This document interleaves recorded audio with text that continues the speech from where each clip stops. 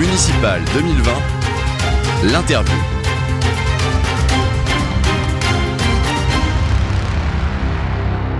Bonjour Guillaume Miller. Bonjour. Alors, vous êtes candidat dans le cadre des élections municipales dont le premier tour aura lieu le 15 mars. Vous représentez le mouvement Vivons le Havre. Pour commencer, est-ce que vous pourriez nous parler un petit peu de votre parcours et puis peut-être un moment clé, un déclencheur qui vous a amené à un moment donné à vous engager en politique?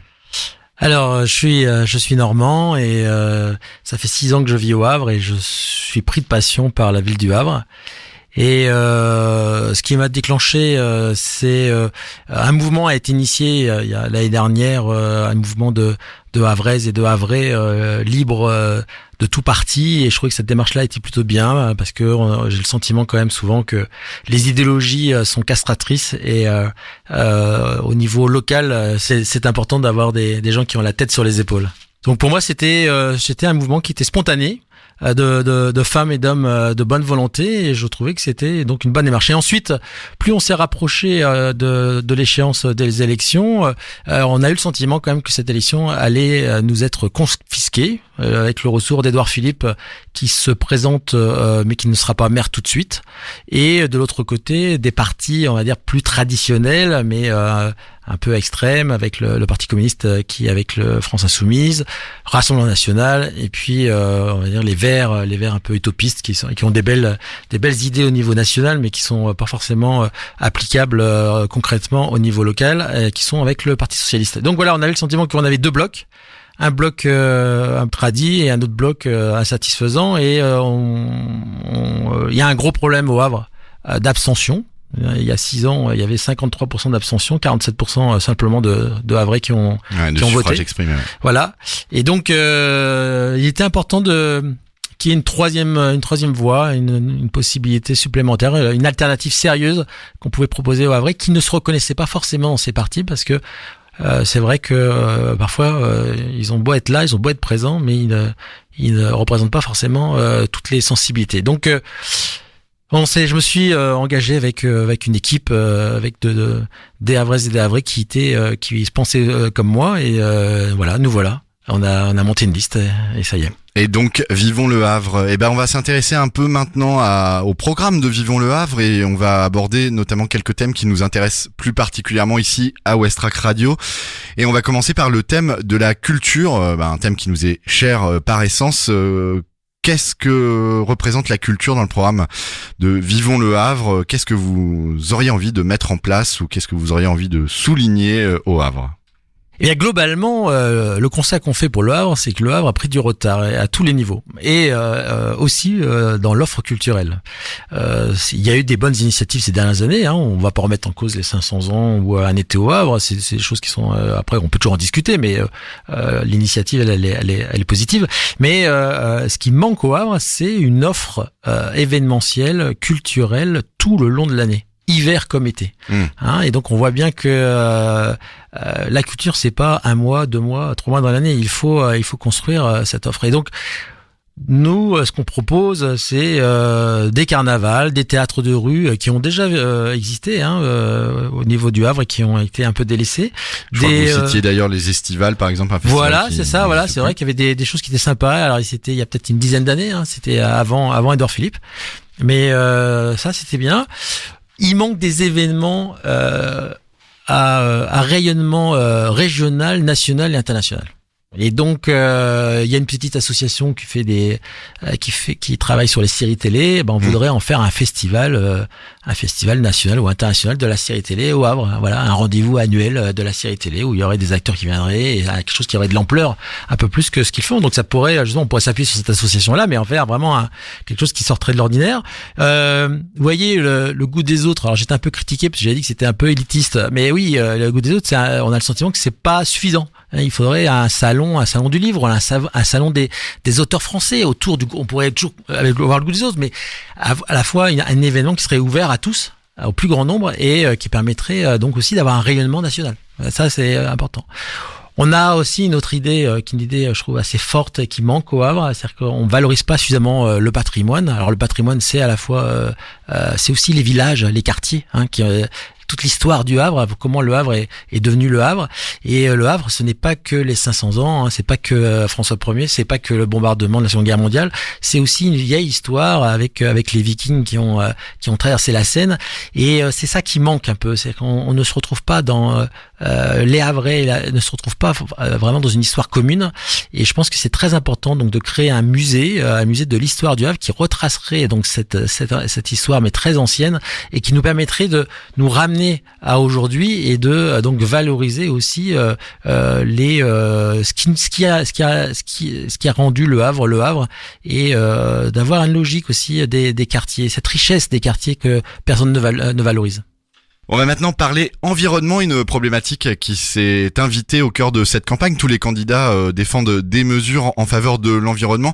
On aimerait maintenant aborder avec vous, Guillaume Miller, qu'est-ce que Vivons le Havre envisage en faveur de l'environnement et pour lutter contre le réchauffement climatique ou autre problématique de la sorte. Alors on est une ville industrielle, c'est vrai que il y a beaucoup de choses à faire au niveau de l'environnement. Alors on a la chance aussi d'avoir une côte assez exceptionnelle et puis à proximité de belles forêts et ça c'est pareil, on ne valorise pas suffisamment ces aspects-là. Après il y a une problématique que je trouve qu'on trouve nous à Vivons le Havre qui est quand même très rattachée à l'environnement, c'est la propreté.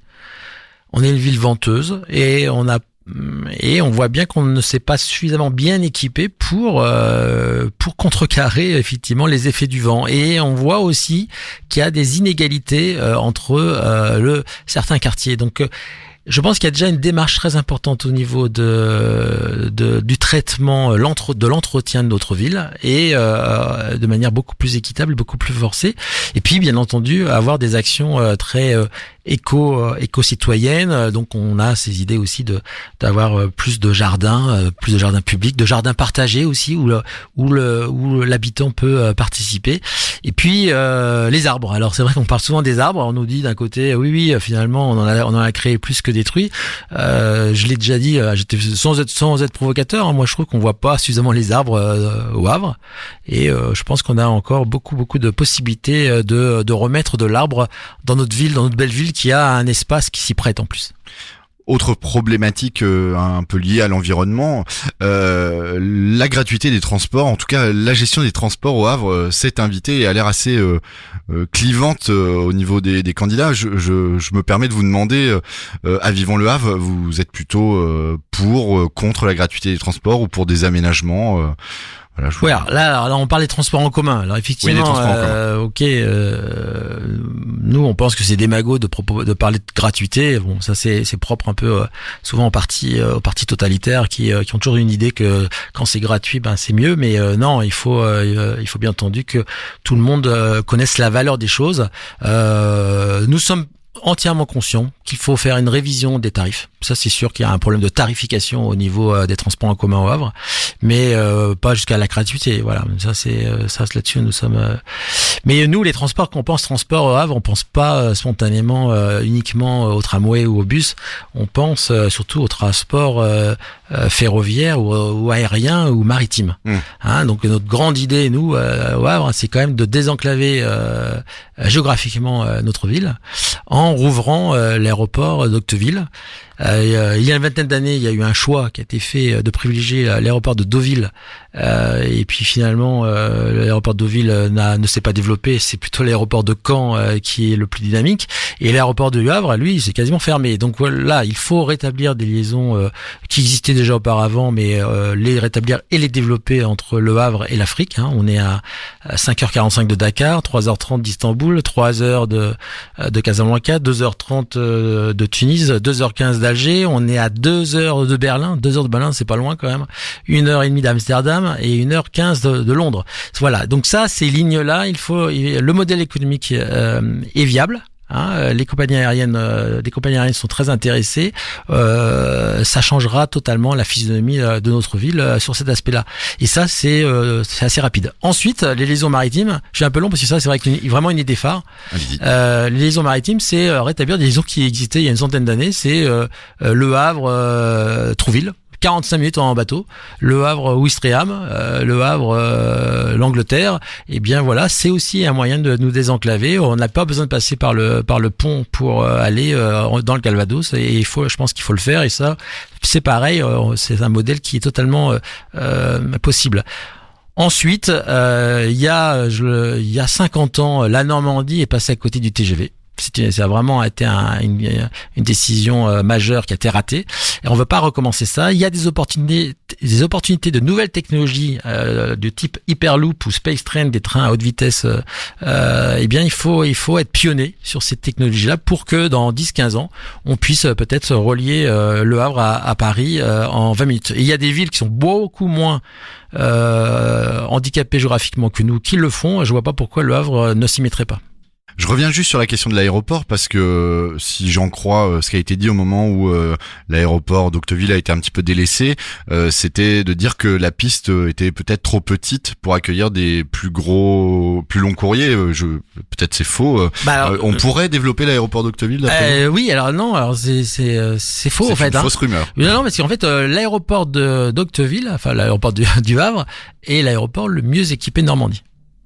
Donc il y a eu c'est un vrai gâchis industriel entre guillemets. C'est que on a l'aéroport qui est le mieux équipé, qui a les pistes les plus adaptées, et même au niveau des transports de marchandises, il n'est pas développé, alors qu'on pourrait bien entendu faire attirer des avions de type Beluga. Voilà, il y a des choses à faire et on ne le fait pas. C'est aberrant, c'est-à-dire qu'on a vraiment gâché plutôt quelque chose qui était positif dans notre ville. Et quand on voit l'aéroport de Deauville, là je suis passé il y a pas très longtemps à côté, ça n'a rien à voir avec Octeville, rien à voir. On a parlé transport, on va parler maintenant développement économique et développement de l'emploi. On a commencé à parler un petit peu du tissu industriel-portuaire de la ville. On parle aussi du commerce qui a fait grise mine en centre-ville, comme on peut le constater quand on traverse les rues Maréchal Joffre et Coty. J'ai vu d'ailleurs aussi que vous vous étiez rendu à Auchan-Montgaillard pour constater et communiquer sur le fait que beaucoup de commerces, de cases commerciales étaient partis du centre commercial. Enfin voilà, globalement, d'après vous, comment on relance un peu tout ça sur la ville? Comment on remet du commerce ou on redéveloppe de l'emploi en tout cas? Eh bien ça, on revient toujours au problème du Havre. Il y a un manque de vision sur notre ville, c'est-à-dire que voilà, il y a un manque d'ambition, un manque de vision. Il faut repenser un peu à notre ville. Il faut pas faire s'affronter les petits commerces et les grandes surfaces. Surtout que finalement, quand on regarde bien, on a très peu de grandes surfaces. On n'est pas une ville, on a quoi, on a 3 grandes surfaces et puis des commerces qui sont plutôt en difficulté. Donc il faut surtout les repenser. Et puis là, lorsque je parlais de l'offre événementielle, de l'aéroport, ça va nous apporter à la fois du tourisme, d'autres visiteurs, des entreprises. Donc ça change totalement vraiment le pôle d'attraction au niveau de la Normandie. Et donc ça ne peut que nous faire du business. Au niveau des commerçants, c'est vrai que je suis allé voir le Grand Cap là et je voulais voir un peu comment ça fait. J'étais déjà allé, mais je voulais y retourner parce que chaque fois qu'on y retourne, finalement, il y a de moins en moins de commerçants. Donc c'est ça qui est terrible. Alors après, je pense, peut-être des réflexions à faire aussi en termes d'animation de ce type de commerce. Et après, il y a aussi le quartier qui fait que peut-être que il pâtit d'une certaine réputation et donc il y a des choses à corriger. Et c'est toujours dans la démarche de Vivons le Havre. La démarche Vivons le Havre, c'est de améliorer, valoriser justement nos villages et nos quartiers. Et c'est une démarche globale. Et donc ça passe par effectivement une réflexion globale. On arrive à notre dernière question. Si vous êtes élu le 22 mars prochain, une mandature, c'est 6 ans, c'est un temps politique long. Quel grand projet aimeriez-vous mettre en place pour le Havre, même si on en a déjà abordé quelques-uns tout au long de ces questions? Est-ce que vous avez encore des choses peut-être à compléter, des choses que vous aimeriez voir réalisées durant ces 6 prochaines années ou peut-être durant un prochain mandat? En fait, moi, je veux remettre le Havre au centre de la Normandie et en faire une ville à la fois innovante, attractive et agréable à vivre et une métropole européenne.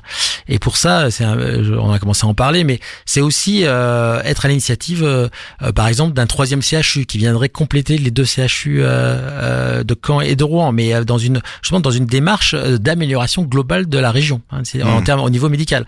C'est aussi, je n'arrive pas à supporter l'idée que Le Havre a 3-4 points de chômage de plus que la moyenne nationale, a un niveau de pauvreté qui est également plus élevé, un niveau de formation qui est plutôt plus faible que le niveau national, qui a 2 à 3 fois moins d'étudiants, oui, plutôt même 3 fois moins d'étudiants que des villes qui ont une population bien inférieure. Et donc, il faut travailler sur l'éducation, il faut enrichir vraiment les offres de l'université, susciter de nouvelles écoles, améliorer les relations entre le privé et le public, améliorer l'apprentissage. Ça se fait en 6 ans. Il y a des choses qui peuvent produire des effets assez rapidement en 6 ans. Et il faut être ambitieux. C'est sûr que quand j'entends le Premier ministre, qui devrait être le plus ambitieux de tous, nous dire qu'on va s'enthousiasmer de passer de 13 000 à 15 000 étudiants, pour moi c'est totalement insuffisant. Il a les capacités à faire beaucoup plus pour Le Havre. Je pense s'il était présent déjà, ça serait déjà une bonne chose. Merci Guillaume Miller.